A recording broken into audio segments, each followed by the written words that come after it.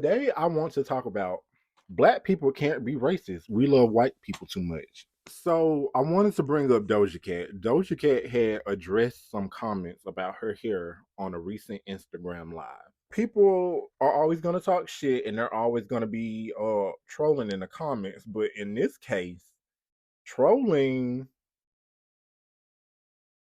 I'm seeing a consistent pattern in my comment section of people saying, is my hair hair? Is it carpet or is it sheep's wool? And it's not even questions. Some people are being like, that's what it is. But like people comparing my hair to sheep and carpet and popcorn and like that. Like, we gotta move forward. Let's move forward. is it trolling or is it? Because why are you calling her hair pubic hair? Like, and you know why that is a valid concern. I love that she's like embracing her hair and starting to like it and those, but those comments that are making you uncomfortable, they've been making those are from the same people that you cultivated from, liking weird troll racist. What is it like? What do they call it? Poop YouTube. Like, she loved like the weird shit. But like, girl, I don't know how you're surprised by this when you date white men who are like incels and abusers and on that fucking freaky racist shit. You wore that picture of that man named Sam Hyde. They said he was a white supremacist, but on Google it says that he's an American comedian and podcaster. I'm trying to see why they call him a Nazi. Oh, child. So on Wikipedia it says in 2017, Hyde pledged $5,000 towards the legal defense fund of Andrew Anglin, the founder and editor of neo-Nazi website The Daily Stormer. The Southern Poverty Law Center sued Anglin for allegedly organizing a troll storm against a Jewish woman in Montana. When Matt Pierce of the Los Angeles Times questioned Hyde about the donation, Hyde asked Pierce if he was Jewish and went on to say that $5,000 was nothing to him. Don't worry so much about money. Worry about if people start deciding to kill reporters. That's a quote. Sam Hyde, like, you must be Jewish. Don't worry about me. Worry about if motherfuckers are going to get shot and killed up around here. So, yeah, it's definitely giving neo-Nazi. Why are you surprised by these comments? Like, I'm confused. Like, is this not what you wanted? This reminds me of like when it was a TikTok. It was a video of a man play NBA ball, telling his mixed race biracial kids to like, you're gonna want to marry a black woman. Like my sons, I'm like, man, y'all half black and half white. So you better try to marry a black girl because you want some athletes. And the terminology he was using was like, you can't keep cutting it. Like, look like you half and half. Yes, that's correct. So you can't. It's like cocaine. You can't keep cutting it. You know. Wait, what do you mean? It's the blackness. And my mutual had stitched it, and she was like, "What is this, buyer's remorse?" These black athletes are telling their sons not to marry white women. After they married white women, their mothers are white, and they're telling their sons not to marry white women. I don't know if it's buyer's remorse. It seems like every whitewashed person who like exclusively deals with white people, it just seems like they'll complain about racism when it happens to them, but then it's like that's it. They're gonna still continue to hang with the white people who called them racist that was aimed at them in the first place. No matter what bullshit we go through with white people, we still find a way to like not view them as all the same. It makes you think when white people like claim that somebody black is racist, what do they really mean? Like, is it just to silence me? The things that black people could be racist for are very valid reasons. I'm racist because I'm aware of what happened in history and I'm making a informed decision to like steer clear of y'all. That makes me racist now. And that's why I say it's some bullshit, because for the most part, black people, we love white people too much. Whether you think so or not. All you see on TikTok or just Twitter period, it's always going to be a white boy of the month. He could be the sickest, ugliest, most frail, anything looking ass person, but he just captures the hearts of so many young girls, and he could be just the most basic looking thing. Like, I can't even name all of them. Like, it's so many to keep up with, and I'll be like, who the fuck is this? Why do we just love these white boys just because? What? Another example is the invited to the cookout. Baby, how many times do I see a white person knowing some rap lyrics, dancing a dance that black people usually do? All of a sudden, baby, they is in their like swimwear, baby. He gets all the street cred, he gets all the validity. Do y'all remember that one time, like during Mardi Gras, and there was a white man, he was singing to that Kevin Gates song? In the face, but she's super thick. I'm just thinking with my dick. And he invited to the cookout, all because he knew, and he was doing that. That's the shit I be talking about. And you know something, this is really, it's not even a black thing. It's really a thing with most people of color. So one thing I learned about Asians is like they have this one term, Lu. And a Lu is, let me look it up. A Lu is a self-hating and white worshipping Asian woman who dates white men exclusively. These Asian women often look down on Asian culture, Asian people, and hate Asian men. The upholder of white supremacy. Don't that sound so familiar?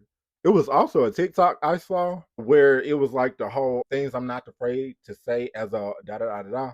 And usually, you know, we've been seeing black people, but I saw this Asian one. Most Asians are the genetic outcome of pervasive internalized hate or white idealism within Asian diasporic communities, driven by a desperate urge to assimilate into whiteness. Asians don't live Asian, experience Asian, or marry Asian. 70% of Japanese Americans under the age of 30 are half or three-fourths white. This isn't normal. Damn.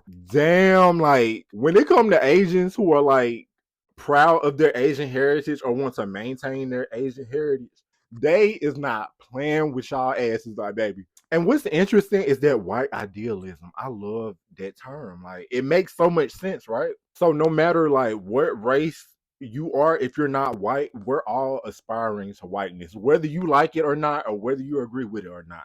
Well, would you care to explain how, since you're making all these bold statements? Don't mind if I do. In America, we have this American dream. This country really doesn't have any type of ethos other than the American dream. Every person has the freedom to succeed and attain a better life.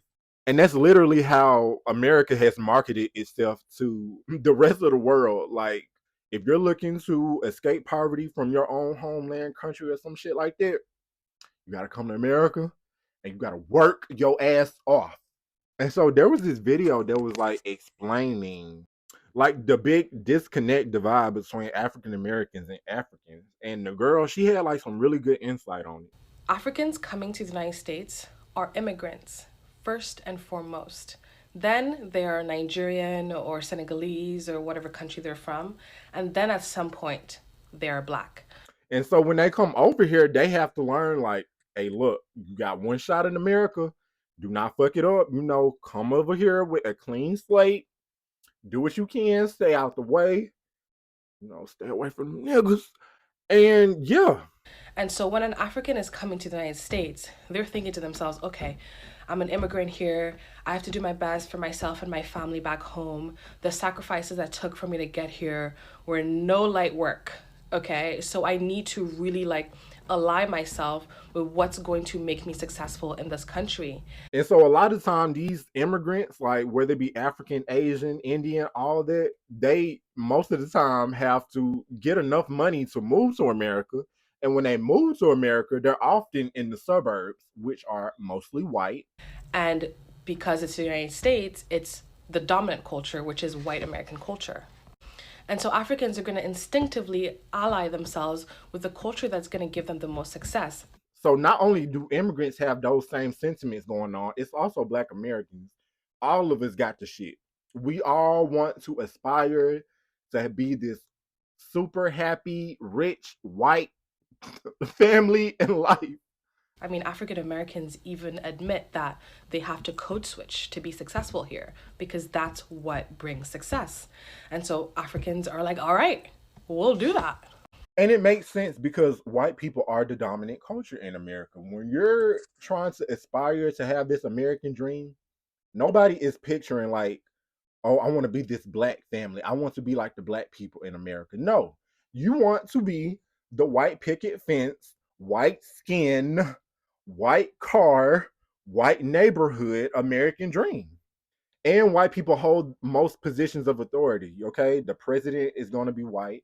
Your businessmen are going to be white. The billionaires are usually white. The TV film producer, directors, all that are usually white. Any other time on TV is going to be a white actress, actor being the lead in a movie or something like that. If you want a teen movie, it's going to be a bunch of white kids and maybe one black kid, maybe one Asian kid. You want a romantic comedy? 9 times out of 10 is going to be a white woman who's going to be the leading lady in that movie. Beauty commercials and hair shampoo commercials, makeup commercials is going to be a white woman. We praise a white God. When you think about Jesus in your head, you're not thinking of what they tell you up in the books, baby. It's only when somebody has to tell you, like, Jesus had... His hair is like wool, and his eyes are like flame of fire. Look at that hair, like wool, ain't it? And look at them eyes, red like fire. But 9 times out of 10, the image of Jesus is going to be a white man with long brown hair, if not blonde. The only Jesus I know is him. The BET is like a literal 1% of what goes on TV. With those people in positions of power to make decisions on representation, you're definitely going to end up with a lot of children who are conditioned to believe that white is beautiful or white is the standard. Quale delle due è bella? Questa. Qual è quella brutta? Qual è buona? Perché è buona? Perché ha gli occhi celesti. Quale è cattiva? Perché è cattiva? Perché tutto nero. E qual è la bambola che ti somiglia di più?